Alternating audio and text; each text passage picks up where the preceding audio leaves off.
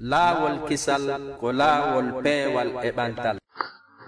Bismillahi irrahmani irrahim. Alhamdulillah al-ahad as-samad al-munfarid bil-jalali wal-jamali wal-kamal. ثم الصلاة والسلام على المبعوث رحمة للعالمين نبينا محمد بن عبد الله صلى وسلم عليه الله وعلى آله وأصحابه ومن والاه. وبعد، السلام عليكم ورحمة الله وبركاته. أيها الإخوة، لعلنا في ختام هذه العقيدة الغراء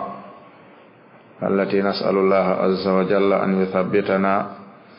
على ما يرضيه جل وعلا في العقيدة وفي القول والعمل وفي السر والعلانية. هري أن يتي جل وعلا أن جولين عليه الصلاة والسلام نغسا هرا هنده دنك ختام هذه العقيدة غيني تقولن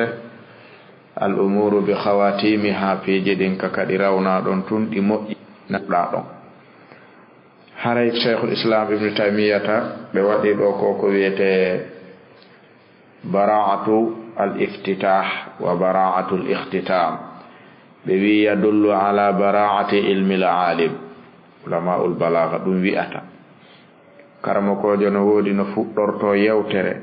no wodi no rawnorto yewtere nden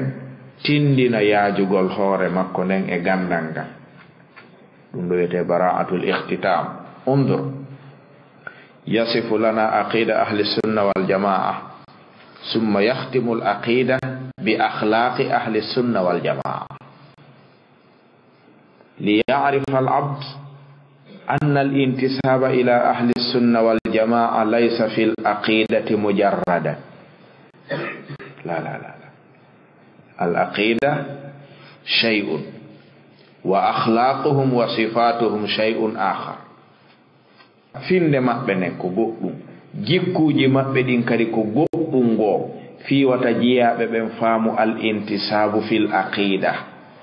دامبغول أهل السنة والجماعة كفين دغاسي sa jogi ke finde nen gasi ko heddi kon no faala da wo wonirta no wadirta. La la la, tantasibu ilayhim fil aqida summa fis suluk summa fil akhlaq. En fami de fermo de yawtere nembe make faslun fi sifati ahli sunna wal jamaa wa lima summu bidhalik. Do watten hakkil ngal do damal hattirde wattugol hakkil. En faami watten hakkil e ngal do ko ngal do woni ko yetoto en ko enen woni hombe be wiwden hiden jokki ben tawsiden jokki be. Ngal do damal yetoto en sifaji mabbe din e ko hondum be wiirana dum ahlu sunna wal jamaa, ko dum be innirana dum. ثم رفتي من طريقة أهل السنة والجماعة إن جاء إلى والمقبل إكلك وني اتباع آثار رسول الله صلى الله عليه وآله وسلم اتقول بجوكا كو إيوري إنلا لكم باطنا وظاهرا.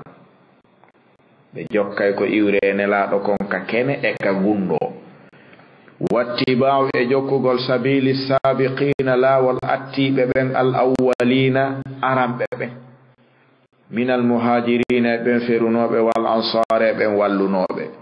واتباع اجوكو وصيه رسول الله صلى الله عليه واله وسلم حيث نكو قال كبما كنو عليكم مأجري ان جوكو بسنتي سنه ان وسنة السنة الخلفاء لنتيب الراشدين بن فيوب المهديين فونا بن من بعد باوا تمسكوا بها جوجتيدو وأبدوا عليها نتيريدم بالنواجذ جكر دين. وإياكم مرنتني ومحدثات الأمور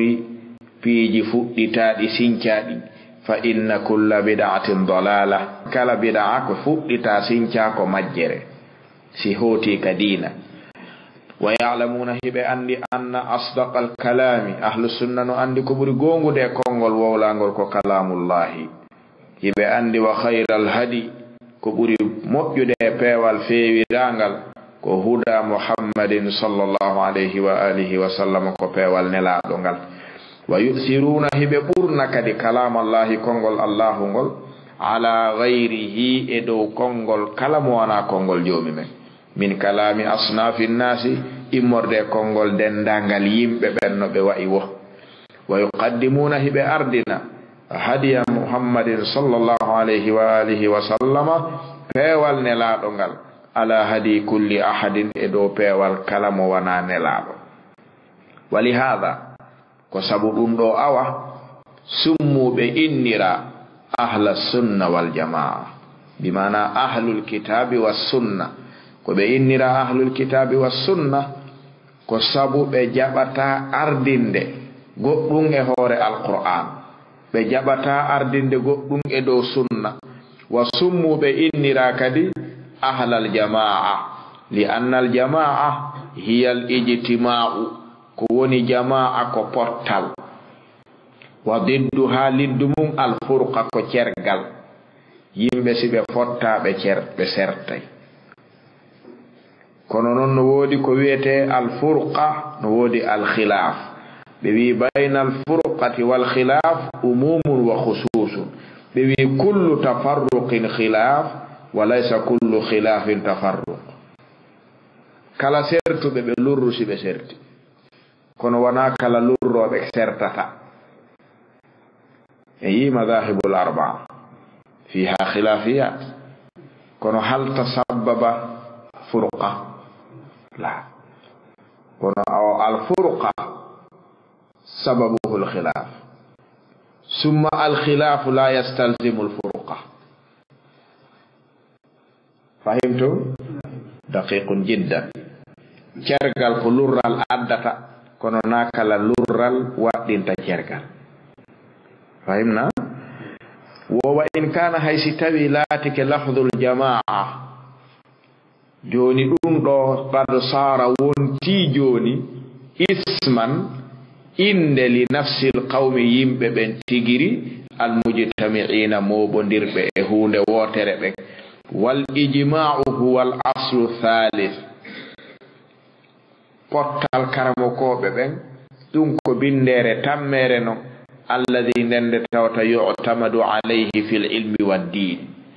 kala faalaɗo tabintinde gandal e diina bindere makko tammere ko ijma'ul umma wa hum ahlus sunna ndare moƴƴa yazinuna ko ɓe peesirta bi hadhihi al usuli ɗeɗo bindeje athalathati tati ko ɗemɓe peesirta jami'a ma alayhi nnasu kala ko yimɓe ɓen woni e mu'um ko ɓe ɗaɓɓitata ko tawsi hino seri sengole alkitabu wa sunna wal ijma si yaltale ɗiɗo tati ɓe accay ɗon ko yalti ley ɗiɗo tati wo ko ɗum ɓe haɗata fahimna wa a'malin e golleji min aqwalin immorde konguɗi wa a'malin e golleji batinatin suuɗiɗi aw zahiratin ma feeñuɗi mimma lahu kala ko tawata hino wodani ɗum ta'alluqun yowdirgol biddini e diina si yowdira e diina ɓe accay ɗon li anna al asla fil aadat al ibaha amma al aslu fi din ko tawaqquf ko ɓe addi wota e jogodira e diina sharia haɗaɓe wolta fe wal ijma'u non kadi ɓe maaki pottal alladhi ngal tawta yandabitu hingal wawi dottade ngal tabita huwa ko ɗum woni ma kana ko ngal pottal ngal wonno alayhi e dow mum as-salafu salih yawtuɓe moƴƴuɓe ɓe woni ahlul quruni al mufaddala ma ɗum as-sahaba isnde tawno ba'dahum ɓaawo ɓen ɗon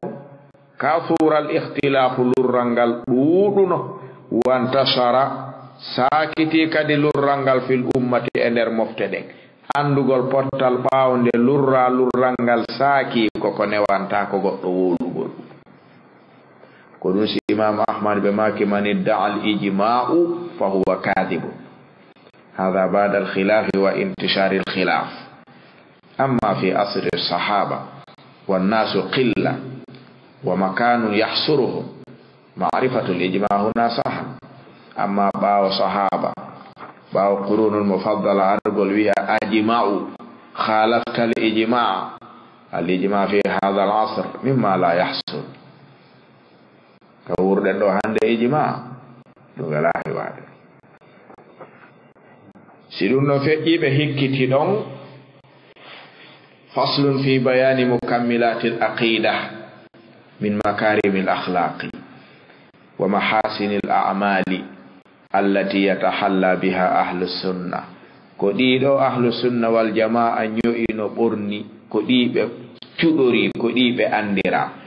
بماكي في بيان فينينغول مكملات العقيدة dengan dikon timminta aqida ko makarimul akhlaq jikkuji ɗi si moƴƴaali yimɓe ɓen yi'ata finde ko moƴƴi. Eyi ko finde ma selli wo sa janfoto yimɓe ɓen a ɗayna yimɓe ɓen a hoda yimɓe ɓen ɓe famata aqida ma no selli ka ɓe yey ɓe yiyata. idan mukammilatul aqida ma huwa makarimul akhlaq. idan man farraqa bayna al aqida wal akhlaq faqad farraqa bayna ma la yatafarraqu sertata hana sertude. wa mahasinil a'mali golleji labadi din kadime allati din di tawta yatahalla biha ahlus sunnah yimbe sunna woni cuɗorde. holɗi ɓe woni cuɗorde woni golleji labadi jikkuji labadi. summa hum ɓeɗo ma hadhihi l usul ɗeɗo bindeje ɗe janti ɗen feƴƴi foppo gila to ka usul wa min usuli wa min usuli wa min usulihim wondude ɗiɗo fof. ya'muruna ɓe yamira bil ma'rufi ko moƴƴi wa yanhawna ɓe haɗay anil munkari ga e ko boni ala ma tujibuhu shari'a kono non ko e dow no shari'a on waɗɗiniri non wana no faamirɗa non. al ma'rufu ma arrafahu shari'u wal munkaru ma ankarahu shari'u la ma arrafta wala ma ankarta anta ko ala ma tujibuhu ash-shari'a en fami. ويرون هبيا كد إقامة الحج نينغو الحج والجهاد جهاد والجمع جمع جدن والأعياد إيدي جدين مع الأمراء وندد هم أردي بجلب أبرارا شكو ديغو بكانوا لاتي أو فجارا ما دونكو ببندي ويحافظون هبرينو على الجماعات إدو جماعة جلب ويدينون هب ديني نورو بالنصيحة لا بانغوريد للأمة مقتدين ويعتقدون هب فيبي معنى قوله صلى الله عليه وآله وسلم هب جبي نلا دون بماكي المؤمن غونديندو للمؤمن ونان ديم مون غونديندو كالبنيان نوي ومادي المرصوص مهاندي يشد هنوتيدنا بعضه يوغا مايري بعضا يوغا وشبك نلا دون سوتشيديري اي بوادني بين أصابعه حكون كل دي بماكي كوني جلب بن والدير غوتو فوتي إنا يديمم. وقوله إكن لا رب بماكي عليه الصلاة والسلام مثل المؤمنين مثل غنديم ببن في تواديهم كيدي نيرغول مابه وتراحمهم إكا يرمو نيرغول مابه وتعاطفهم إكا نيو نيرغول مابه كمثل الجسد دون هنا وباندو ووتو إذا اشتكى سي ولتك موسى منه اباندو دون قدو ترال غوتال تداعى له نديرنا ينغال اون ترال سائر الجسد دندانغال باندو بالحمى سابو جونte والسحر هيروغول سي ييترende موسي باندو هندي ني دانata si kollum koyngal ngal ɓuuti gite ɗen ɗanata ko fiino woɗɗodiri ka gite ɗen jokkay en ɗan wallito kollum kum ɓayɗa muuseede menen kadi men wawata ɗanade ɗa muuseede hara julɓe ɓen wawno ni harayno moƴƴi kono tawsi ɗum ɗo no woɗi ha ko ɗum ɗo no won sifatu ahli sunna wal jamaa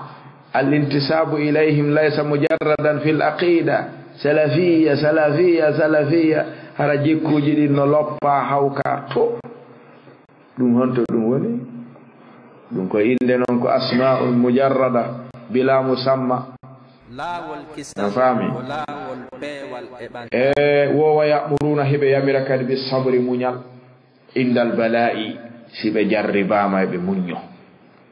wa shukri hiɓe yamira kadi yimɓe ɓen yoɓe yettu jomi men indal raha'i tuma yaaji taɓe yeggitu yettugol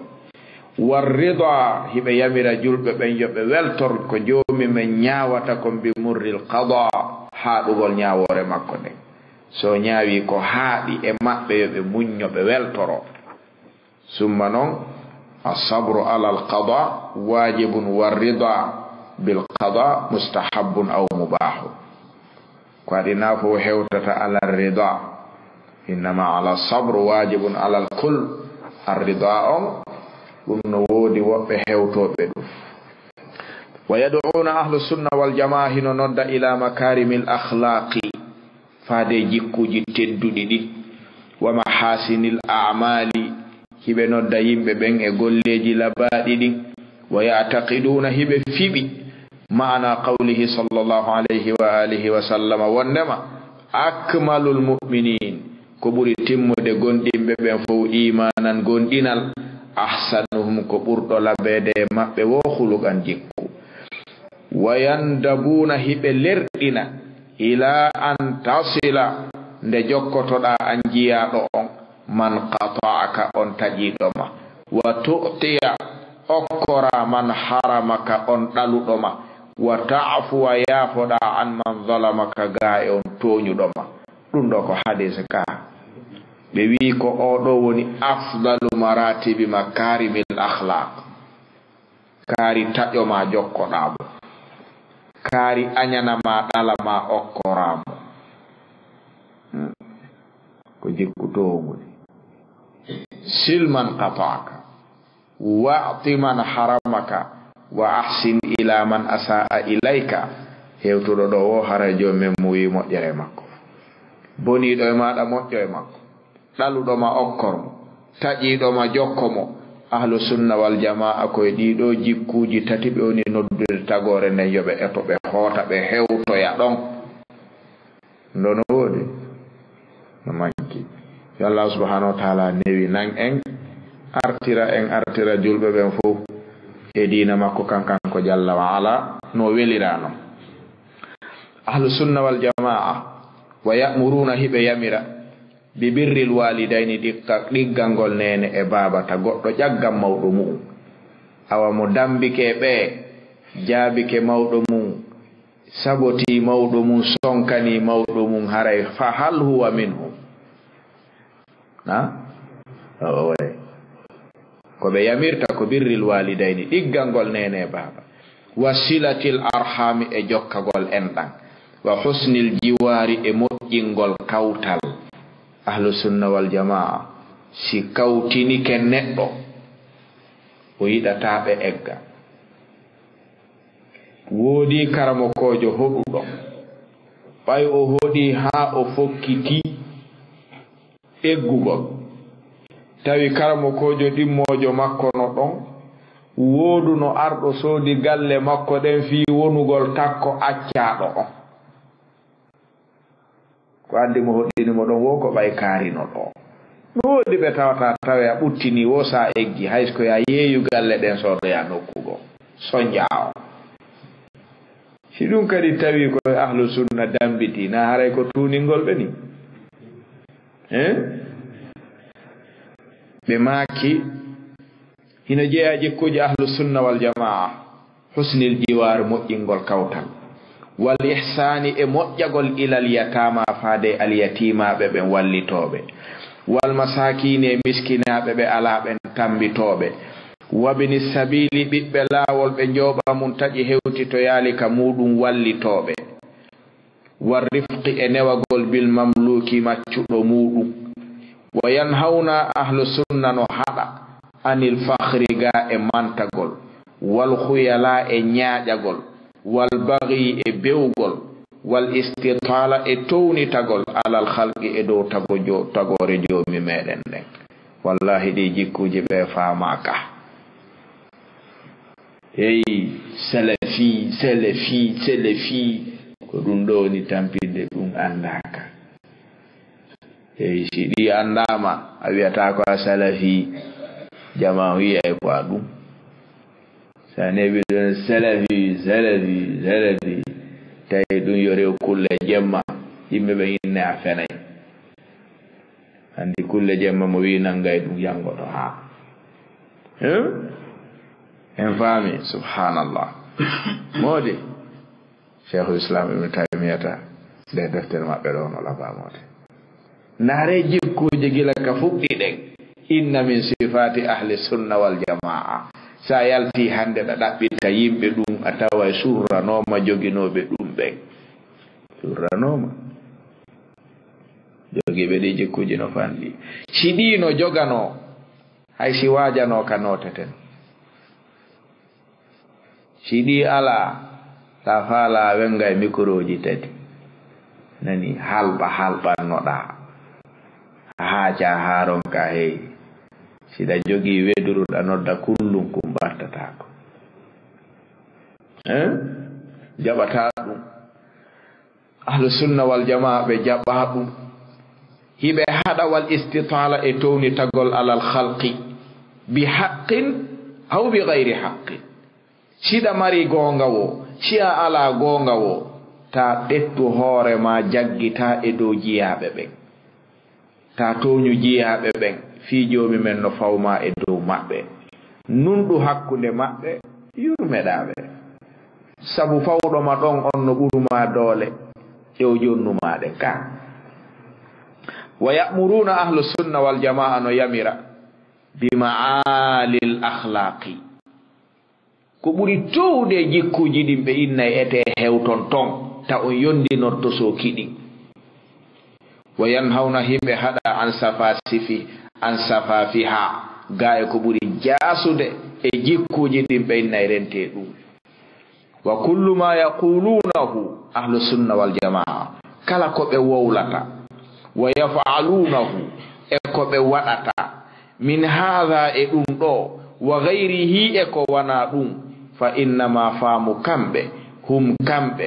fihi e ngal ɗon gollal muttabi'una ko ɓe jokki lil kitabi ko deftere allahu nde e sunna nelaɗo wa tariqatuhum na ɗum no ɗon laawol maɓɓe ngol hiya dinul islam ko dina islam woni laawol maɓɓe ngol alladhi kan dina ka tawata ba'atha allahu bihi muhammadan ka allahu nelidi muhammadun sallallahu alayhi wa alihi wa sallam lakin ko woni tum lamma akhbara an-nabiyyu nde annabajo humpiti alayhi salatu wassalam anna ummatahu wondema mofte maɓɓe ɗe sataftariqu sertoyey ala 30 e dow 3 wa 70 e capanɗe jeeɗiɗi firqatan fedde woni capanɗe jeeɗiɗi e 3 feddeji feccoy to mofte maɓɓe ɗen fof haa ɗum kulluha ɗe foppu majje finnaari ɗe naatoya yiite hiɗe wondi e handude naatugol yiite illa wahidatan sina fedde wootere wa hiya ko nde woni aljamaa woni tabitunde e ko nelaaɗo on accuno kon ko waɗi fi honnu on hadisi firtira ɗum wa fi hadithin anhu ari e maako nelaaɗo ɗettaɗo e maɓɓe annahu qala ɓe maaki aljamaa ɓe faandi ɗo ɓen hum ko ɓen ɓe tawata man kana ko on aroyɗo laati ala e dow misli sifa ma ana ɗum komi woni alayhi e dow muɗum alyawma hande wa ashaabi kala mo portaki ɗum ɗo ko on woni jamaa sinciɗo goɗɗum ngo addi wo ko kañum andi ka fokkiti on say sara wattini almutamassikuna jogitiɓe ɓen bil islami almahadi mo jilla o wiyete almahad islamun mahadul laaɓuɗo poyi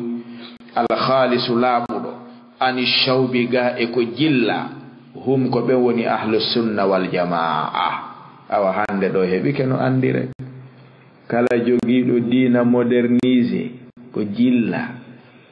créa sinca labina yo ndaaru ka o damba ɗum hara o dambale maɓɓe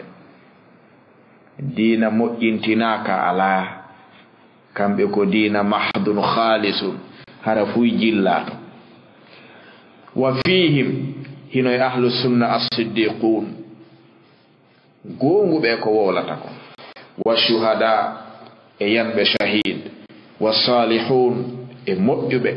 wa minhum no e maɓɓe a'lamul huda woni pelle peewal no e maɓɓe pelle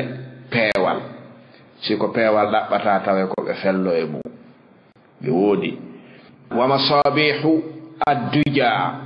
hino e maɓɓe kadi lampuji niɓe kala ka niɓɓiti si ɓe hewti hentoto ɓen no woodi e maɓɓe woni janguɓe ko ɓen woni ulul manaqibi ko ɓen woni handuɓe e ɓure alma'thurati eggaɗe ɗen wal fadaili e ɓure almadhkurati jantaɗe ɗen wa fihim hino e maɓɓe al abdalu ga'i wiyete al abdal ga'i molanaɗi e dina wa fihim hino e maɓɓe a immatu din ardiɓe dina alladina ɓen ɓe tawata ajma al muslimuna julɓe ɓen fo fotti ala hidayatihim e dow peewal maɓɓe ngal wa hum ko ɓen woni at-ta'ifa fedde al-mansura walletene nen alladina ɓen ɓe tawata qala wi'i fihim e maɓɓe annabiyu sallallahu alayhi wa alihi wa sallam ɓe maki la tazalu serata ta'ifatun fedde min ummati e mofte anden alal haqqi e dow gonga ɓe serata e dow gonga mansura hara ko ɗe wallaɗe la yadurruhum lorrataɓe man khalafahum o lundiɗoɓe wala man khadalahum wana on acciduɗo ɓe hoore maɓɓe lorrataɓe hunde hatta taquma sa'a ha dargal daro ko non ɓe wonirta ɓe maki wa nas'alullaha an yaj'alana minhum ɗum no jeeyda abu salaf ka moƴƴere yewta toroɗa joomi ma yo watte ɗon ka bone wowla toroɗa e joomi ma pottine ɗon ɓe maki fa nas'alullaha an yaj'alana minhum